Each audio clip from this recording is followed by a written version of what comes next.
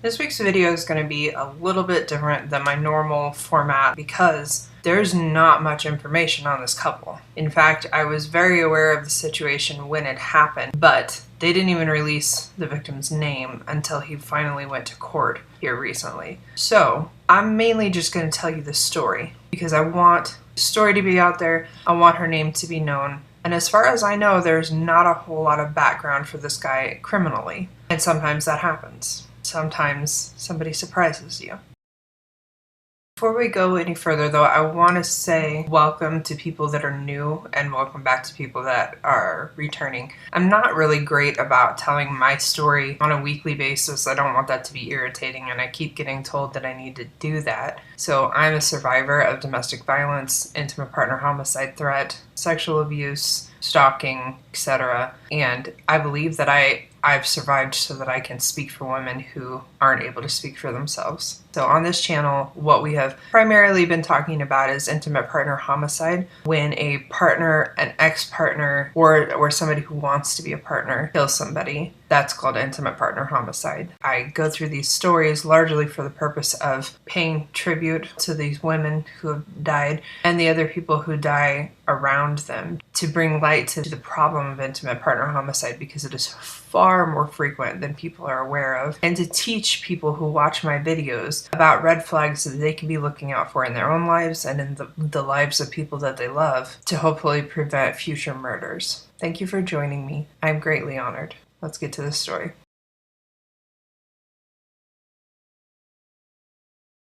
A man is in custody this morning after police say he used a machete to behead his girlfriend. The police believe it was his girlfriend.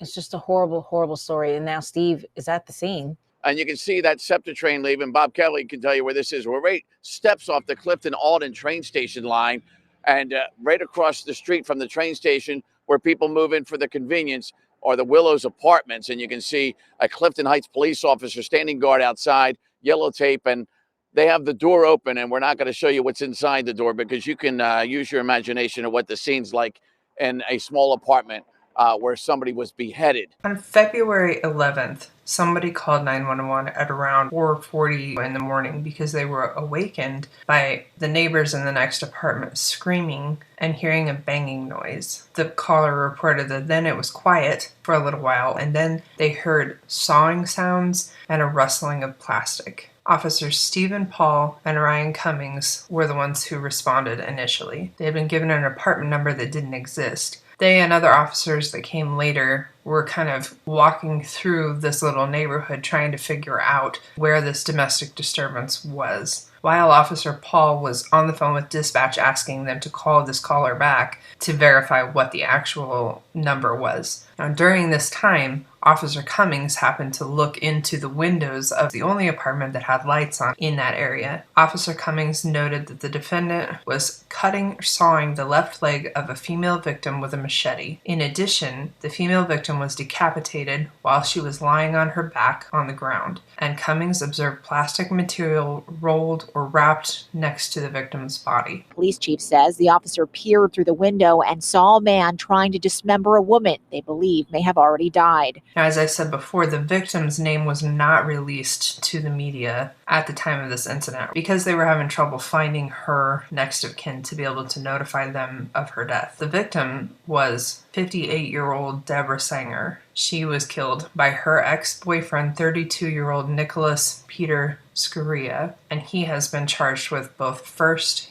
and third-degree murder, as well as abuse of a corpse and possession of an instrument of murder. Officer Paul said that he met Officer Cummings at the window where he witnessed this, and they both ran around to the front and tried to get in. Officer Cummings then ran back, broke the window out, and pointed his gun at Scurria, telling him to get onto the ground. It was about that point that other officers arrived. They helped Officer Paul be able to get in through the front door. I'm watching these cops, and they actually tried to get themselves in there quick enough But after that, it was no time. It was no time left. Officer Paul testified that he was the first one to enter the apartment and walk through it to the bedroom where he found Scurria and Deborah. Scurria was face down on the ground by that point, and Deborah's body was on the other side of the bed. At that point, I was able to see the victim's neck region, and her head was not attached. For some reason, Scurria was naked from the waist down.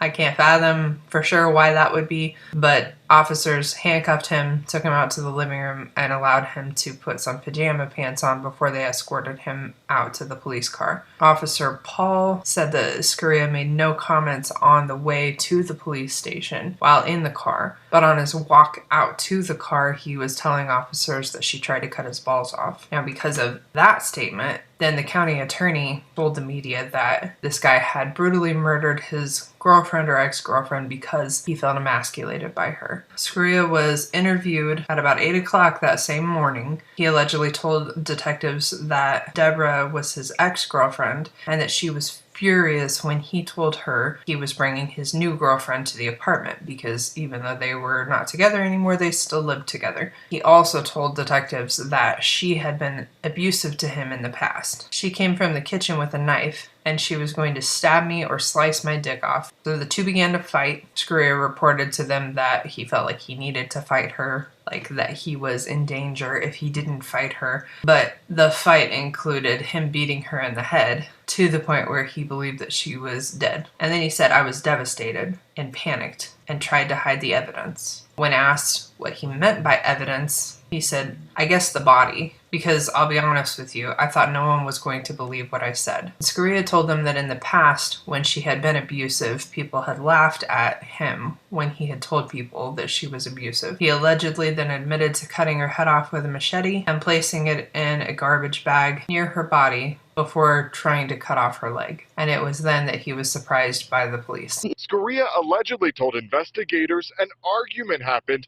between him and his former girlfriend, adding she tried to castrate him. Police aren't so sure. That's what remains to be seen. Because I didn't report on this when it first happened, we have the benefit of having a little bit more time and having a little bit more evidence. So Scurria was photographed nude minutes after this police interview and showed no recent injuries on his body. It was also pointed out in court that Deborah weighed about 105 pounds, whereas he was estimated to have weighing about 180 pounds. And it was noted that she was 58 years old and he was 32. Now, I will say, in general, it is definitely possible for her to have been the abuser in this situation. But just because she is smaller than him does not mean she can't be the abuser. In fact, I have watched stories, read stories about men that were being abused by women, and it is extremely difficult for them to get help because there's such a size disparity that they have a really hard time being believed. So, if you are watching and you are a man and you are being abused by your significant other who's a woman, or a significant other who's another man, it's not your fault, and it's not unheard of. You're not the only one. In this case, however, I'm inclined to not believe him. He had no recent injuries. He had no reason to believe that he was in so much danger that he needed to fight her. And then the fighting her seemed a lot like attacking her. It did not look like he was fighting her off. There was no self-defense type of things. In fact, the medical examiner reported finding that Deborah had cuts on or near her lips, as well as multiple abrasions to her head and face consistent with being struck with fists. She also had been stabbed in the back near her shoulder, which he failed to mention during his interview. Oh, by the way, I stabbed her while she was still alive. In fact, the medical examiner found cuts all over her left leg, the one that he was trying to cut off, as well as stab wounds to her right leg. Stab wounds, not cuts. Not trying to saw it off because he hadn't gotten that far yet. But he was just stabbing her in the leg for no reason after she was unconscious, unless he was stabbing her before she was unconscious, before he beat her in the face, in which case, still don't know where the self-defense part of that is. He didn't try to get away. He didn't run. He didn't even try to get clothes on to get away. Anyway, the medical examiner also found that some of these stab wounds had bleeding around them, which indicated that they occurred before her death, including around her neck. So the medical examiner concluded that she had in fact been at least started being decapitated while she was still alive. So he ruled her cause of death decapitation, and it was listed as a homicide. District Judge Kelly A. McCausey presided over the preliminary hearing on murder charges against him. Apparently, he scanned the room when he first came in, but otherwise he seemed pretty unmoved when listening to the officers' testimonies of responding to that situation. There wasn't remorse, just boldness. Not a helpful sign for him. And his defense attorney presented no witnesses and made no argument at the end of the hearing. So obviously they're not done with this court process, but it kind of makes you wonder how much his female attorney really is going to try to defend him, because how much defense is there? Like, he was caught in the middle of it. He's being held without bail at the Concord County Jail. Clifton Heights Police Department chief stated that the situation was absolutely horrible. The police chief here saying this incident is the most disturbing one he's dealt with in his more than 30 years in law enforcement. Any small town that would have to deal with a crime of this nature would be shocked. Domestic violence is a major crime. District Attorney Jack Stillsteimer said, based on the defendant's statements at the time of his arrest, in response to what the defendant perceived as a threat to his masculinity, he brutally killed and then dismembered his victim. His actions were cowardly as well as evil. He will be prosecuted to the fullest extent of the law. This morning's horrific murder is a sad reminder of the threat many women face on a daily basis. We must continue to look for ways to support women against the danger of domestic violence. And I applaud him, and I appreciate that statement very much.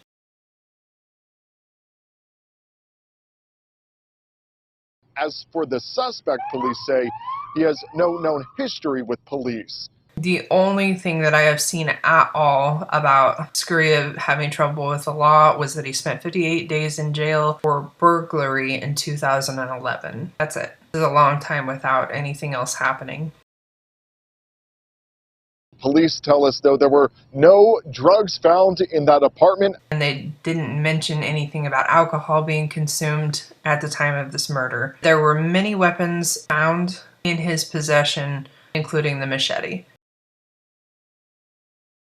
I believe his intent was obviously to hide the crime, and we were able to get there before he was able to flee as a result of the 911 call. Domestic violence is a major crime everywhere. Sometimes a neighbor interceding allows us to solve a crime, stop a crime, or prevent a crime from happening. And the very last thing that he said was prevent a crime from happening. I wrote a book based on all of the things that I had learned from my experience and through researching so that I could stay alive and keep my kids alive dealing with abusers. I wrote it so that if I died, other people would be able to get all that information easily without having to do all of the research and go through the life experience that I have. I'm saying this because even the chief of police noted that the last thing was to prevent a crime from happening. If you're in immediate danger, absolutely call 911 if you can, or hope that somebody else is going to call 911. But either way, whether it's you or somebody else, you have to stay alive until they are able to get to you. And that is not something that most people are prepared to do.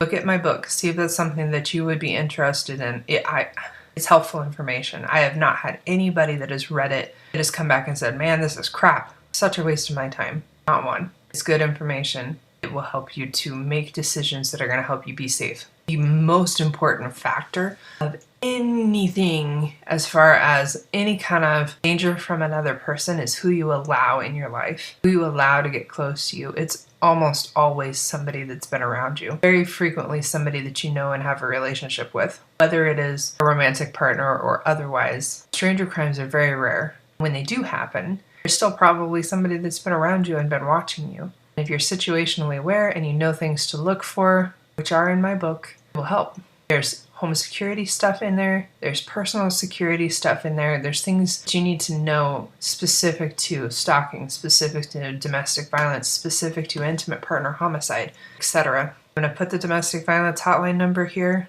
I was talking to a couple of other survivors here recently, and they really feel like calling the police locally is better. And I can understand that. I just don't normally say that because not everybody is trained. So in theory, domestic violence hotline has trained people who are accustomed to dealing with this and have resources everywhere so they can help you find resources locally wherever you are. But 911 is definitely a call you can do also. For police, what started out as a domestic call quickly turned into something far different. Through an apartment window, they saw a man allegedly dismembering his girlfriend. So this is a safe community normally. You said it today when we were in Philly to start the day with the breaking news with the 6 family members stabbed. Violence doesn't always need a gun. And here we go, from 2 knives in Philadelphia to a machete here in Delaware County. And one of the officers in law enforcement we talked to on my way over here said, I don't know if somebody was influenced by this trending story that was in the New York Post, which I had not seen, of a man that was videotaped in another country walking around the streets with a large blade in one hand and his wife's head in the other. And let's hope somebody wasn't influenced by that. Until I see you again, please stay safe.